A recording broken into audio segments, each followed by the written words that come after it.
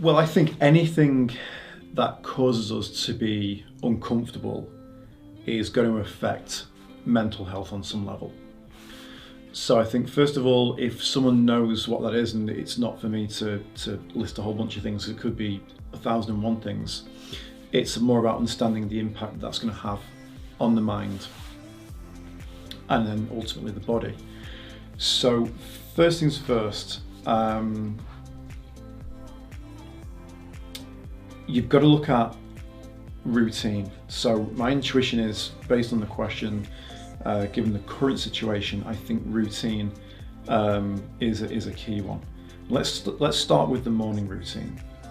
If you've set some New Year's resolution, or you want to be up for a certain time in the morning, I think it's erroneous when people load up to-do lists and tasks for the morning, and I think it's far more efficient to have things to look forward to in the morning, whether that's a walk or a workout, or you just enjoy the kind of alone time in the morning before email inbound starts and phone calls start. Whatever it is that you can look forward to in the morning is a good starting point.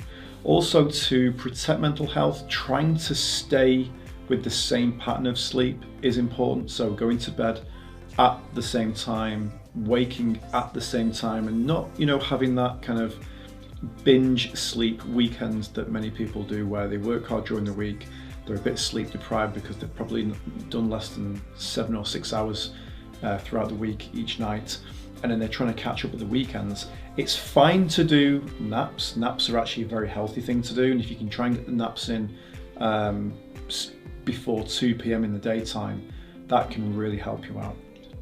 So minimizing the fluctuations of sleep timings, very important for mental health.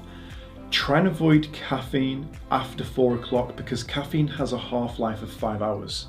So if your last coffee was around about 4 o'clock, you're gonna have probably 50% of that caffeine still in your system right the way through from 10, 11, 12 a.m, midnight and beyond. The problem with that is that it's what's called an adenosine blocker. So it will actually prevent or reduce the amount of deep sleep that you're getting, what we call non-REM sleep, which is where you actually heal the brain. We also know that mental repair comes between 2 a.m. and 6 a.m.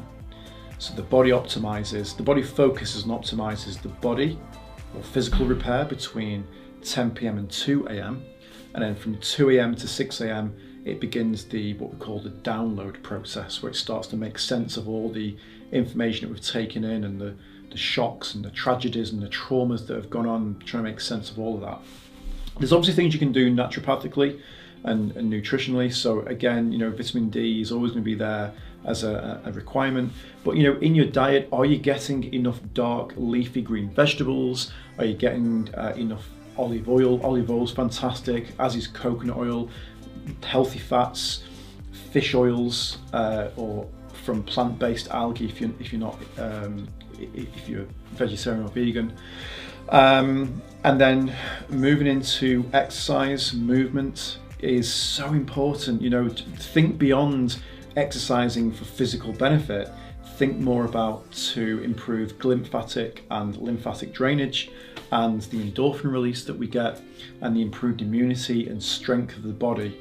And of course, getting ourselves outside for exercise as well, where we get the negative ionity, the fresh air, the enhanced oxygen, and the movement through the body is just a huge one. Even if you don't feel like it, just taking the first step is probably the most important step you can take. There's moving on to mental performance. There are things called nootropics, so nootropics, which are essentially stimulants for the brain beyond caffeine. So you got things like bacopa, ashwagandha, and other such herbs that can be put into supplement form. And they're on the shelves right now in various health food shops. And nootropics just help you to improve mental cognition, brain function, memory, recall. So if you're looking for more of that angle, because mental health is such an expansive field, Obviously, it's hard to hone on exactly what we mean when we say mental health. So there's a few different areas of mental health that may have an impact on people's lives.